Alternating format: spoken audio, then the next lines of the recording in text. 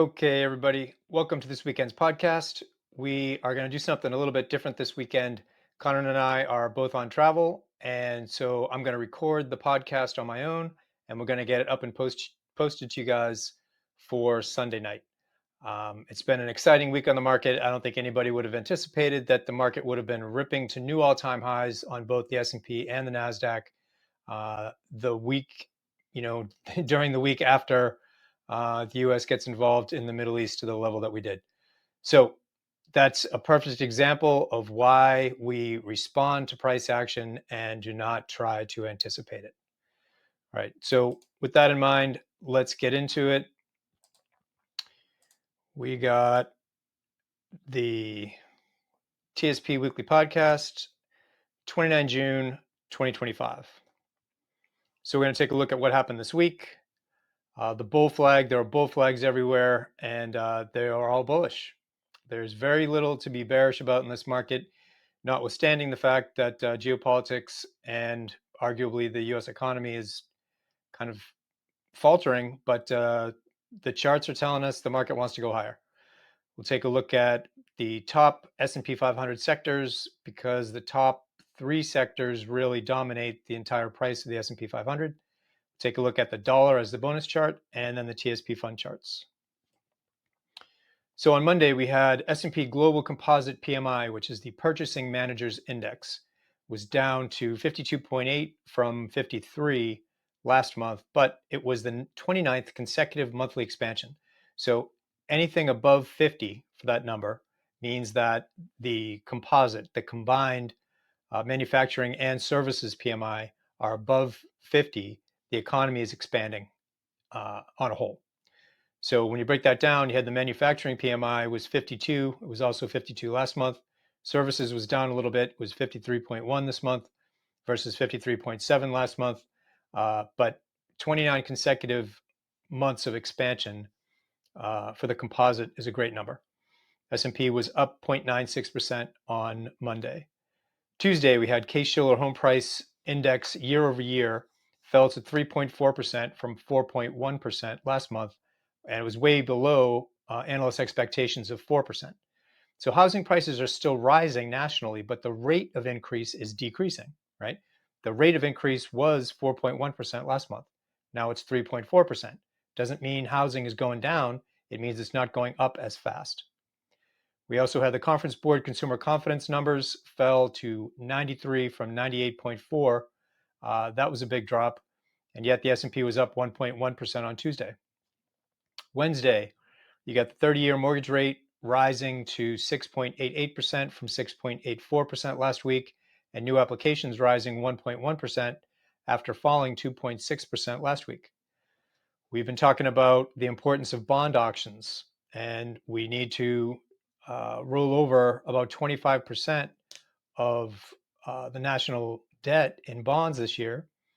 And as part of that process, this week we did some 5-year auctions, and they closed out at 3.88% versus 4.07% on the last auction, which is great because we're paying less for those bonds. We are able to sell them at a yield of 3.88% rather than having to pay a yield of 4.07%. S&P closed flat on Wednesday. On Thursday, we had initial jobless claims that were down to 236,000 versus 246,000 last week. So less people are claiming unemployment. That's great. Get the 4-week jobless claim average roughly the same at 245,000 versus 245.75 thousand last week. So the employment picture is certainly better this week than it was last week. S&P 500 was up 0.8% on Thursday. And then on Friday, we had core PCE month over month up 0.2 versus being up 0.1 last month. And we had personal income falling 0.4 versus rising 0.7 last month. We also had Michigan consumer sentiment jumped to 60.7 from 52.2, which was a huge move up. You got the S&P 500 up on Friday 0.52%. So if we take a look at the Global Composite Managers Index, we got the Global Composite Managers Index. So anything above that 50 line means the economy is expanding. Okay. So we've been above that 50 line since early 2023. Right. The trend now is down, uh, certainly in 2025. But as long as you stay above that 50 line, we're in pretty good shape. And then we had the Michigan consumer sentiment numbers, right? Huge move up this month. We're still in a lower highs, right? So we're still in a downtrend and lower lows. But if the sentiment can continue higher, that's a very bullish sign for the market going forward. Okay. Okay, bull flags. So a bull flag is a continuation pattern. So this is the communication services sector. Okay. We put in a major low down here in late 2022, had a big rally off that bottom, and then rather than correcting, we did this sideways consolidation. Okay, it's a flag pattern. And then we broke out from that to the upside, right? So we don't have to get, when we put in a high, we don't have to get some kind of deep correction. We can get a bull flag, and it means it's a continuation. And when the trend is up, a sideways pattern, if it breaks out to the upside, it implies that we get a continuation of that upward pattern. Okay. So that's what a bull flag looks like. That was on communication services. And here we're looking at tech, right? We had the same kind of thing. We had this bottom in 2022. We had a big rally. We have this bullish consolidation pattern, breakout to the upside. It's a continuation pattern, and price keeps moving higher. Okay. Then we got financials. Same kind of thing. The bottom in 2023, big rally, continuation pattern, flag pattern here, rally continues. What we're seeing now in kind of real time is this April low, a big rally, a sideways consolidation, right? Bull flag, and a breakout this week. Okay, we want to see price get up here above these two highs, but that's really bullish for financials. And financials are a big part of the overall index. Next one is industrials, right? Had that bottom in November 23, big rally, bull flag pattern, break out of the bull flag, rallies again, okay? And then same thing here. We have that April low, we get a big rally, bull flag pattern, and a breakout this week, okay? So this is all very bullish price action. It was bullish back here when it broke out in mid 2024, and it's certainly bullish here as it's breaking out of that bull flag pattern. And the last one is Bitcoin. So we had a big run up in Bitcoin, a pretty long bull flag, and then a continuation, right? Now we have this bottom in April, a big rally, a bull flag, and very likely a breakout in Bitcoin. So lots of bull flags, lots of breakouts. Things are looking very bullish. Notwithstanding what's happening around the world and in the economy, the charts are telling us things are moving higher. Okay, so the top S&P 500 sectors. As of June 26, 2025, the sector weightings for the S&P 500, based on the SPY ETF, the top three sectors are information technology, financial services, and consumer cyclicals, or consumer discretionary is another way to say that. So between these three, right, there's 11 sectors in the S&P 500. Between these three sectors, you got about 60% of the weight of the S&P 500 in 3 out of the 11 sectors. So clearly whatever happens within those 3 sectors are going to drive price, okay?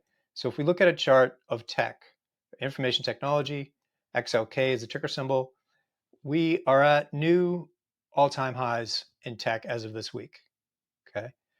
That's huge because that's about 34% of the S&P 500, and that's why the S&P 500 daily chart looks very similar to the tech chart. Okay, but that's all very bullish. I mean, we had a top, all this resistance, big pullback into the April low, 2 weeks here of consolidation, and then a big breakout in tech this week to new all-time highs. Very bullish for both tech and the S&P 500 index as a whole. Next one's financial services, right? Same kind of thing. We put in a high, resistance for weeks, failed, came down, put in that April low, came back up, bull flag, and a breakout this week. We definitely want to see price get up here somewhere to clear these highs, but very likely financials keeps moving higher. Again, financials are a big part of the S&P 500, and if we can get up there to new highs, it just pushes the S&P index as a whole higher. And then consumer cyclicals or discretionary, we had a big pullback in 2025 because Tesla is the majority of the discretionary sector. And so Tesla has been getting really hammered since the beginning of 2025, and that's why the sector as a whole has fallen off quite a bit. But it bottomed in April, did a big rally, bull flag, and broke out this week. So we definitely expect the sector to continue higher, and that will be good for the S&P 500 as a whole. So everything is bullish, okay, for the big three sectors in the S&P, and therefore for the S&P 500 itself. Okay, so the bonus chart is the dollar. If we look at the dollar going back to about 2008, it's kind of hard to discern anything really valuable out of this when you just look at the chart on its own. Obviously, we generally have higher lows and higher highs, so the trend is up, right? But other than the overall trend being up, it's kind of hard to pull anything out of this chart until you look at something called measured moves. So the reason I wanted to do this, if you take the primary moves down in the dollar over the years, okay? So this is the first one, right? That move down right there is the length, obviously, of this line. And all I did was clone that line. So this line is the same length as this, right? It's the same length as all of these lines because they all pulled back the same length.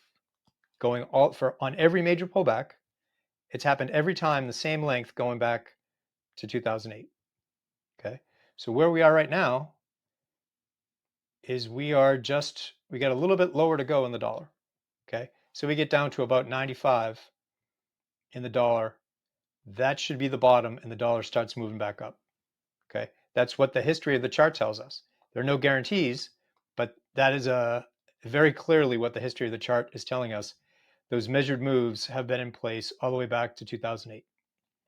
So what does that mean for us as TSP investors?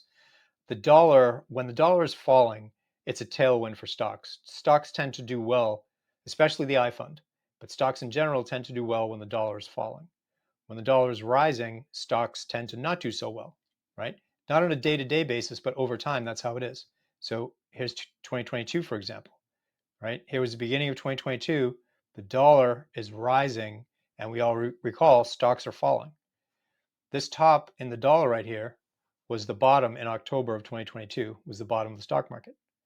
So what we're anticipating is a little bit more to go to the downside on the dollar, which will push stocks higher, right? But once we get down to about 95 on the dollar and we turn back up, it's going to be a headwind for stocks. Doesn't mean stocks can't keep going higher, but it's generally it's a headwind.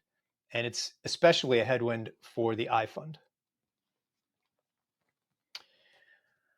Okay, TSP fund charts. So I had hoped to have the full week of price data in this weekly chart, but unfortunately, as I'm recording this, there's some kind of maintenance going on the TSP site, and the final numbers for Friday are not available. So this weekly close is through Thursday. Each one of these red or black ticks is 1 week of price movement. This is the 20-week moving average line, and the relative strength indicator down here. So basically the idea, if you're new to the podcast, when price is above that rising 20-week moving average line, the trend is up. You're in good shape. When price closes below that 20-week moving average line and relative strength gets below 50, that's when you start to have problems. Okay. So it's not exact, but when price gets down to that 20-week moving average line, we pay attention because we want to see support at those levels. Okay. And so once price broke and closed down below that 20-week moving average line, that's when we got this breakdown in the first part of the year. So now where we are is we gapped up, back up above that 20-week moving average line, and we've been moving higher ever since, and we are now at new all-time highs. And relative strength is above 50 and climbing. So the C fund is looking very strong. S fund, kind of in a similar shape, right? You had a big gap up there through its 20-week moving average line, a big move higher this week. And this week was important for the S fund because if you connected these tops and drew that trend line, the last week or so, we were hitting resistance at that trend line. Now, this week, we broke out of it. It's definitely bullish for the S fund. We are above 50 on the relative strength and rising. If interest rates continue to fall, the S fund should do very well going forward. I fund, we're looking for the I fund to pull back. We had two very, small pullbacks the last 2 weeks, and this week's price action was huge. It was a big engulfing candle to the upside. There's just no stop in the I fund right now. It'd be great to have a pullback and test support there at that 20-week moving average line. It'd be a much better entry point for us to get in. But for right now, the I fund, it's up here pretty much at overbought levels on relative strength. It can stay there, can stay at overbought and keep moving higher. But we would really like to see a pullback in the I fund before we got into it. And the F fund. So again, F fund is up 0.9 versus the S&P being up about 3.5% this week. So you're much better off being in the stock funds when the stock funds are rallying, even if the stock funds and the F fund are rallying both at the same time. This is a great breakout for the F fund. It'll be interesting to see kind of how it goes. We had a lot of support down here at that 20-week moving average line. You got relative strength above 50 and rising. It's all good. It's just that I would not be in the F fund when I could be in the stock funds if both of them are rising at the same time. The F fund is really a tool. The F fund is a fear trade, right? If stocks are collapsing, the F fund tends to spike up. And so you want to be in the F fund when stocks are falling. But if the F fund and stock funds are rising at the same time, you're much better off being in the stock funds. And then the G fund keeps on going up and to the right. Okay, that is all I got. If you guys have questions, please post them in the comments and we will get to them. It's going to be an exciting summer. The history of the summer tells us that we should anticipate some kind of correction, but the charts are not telling us that that correction is imminent. So we'll keep watching, and Conan and I should both be on the podcast next week, and so we will see you then. Have a great week.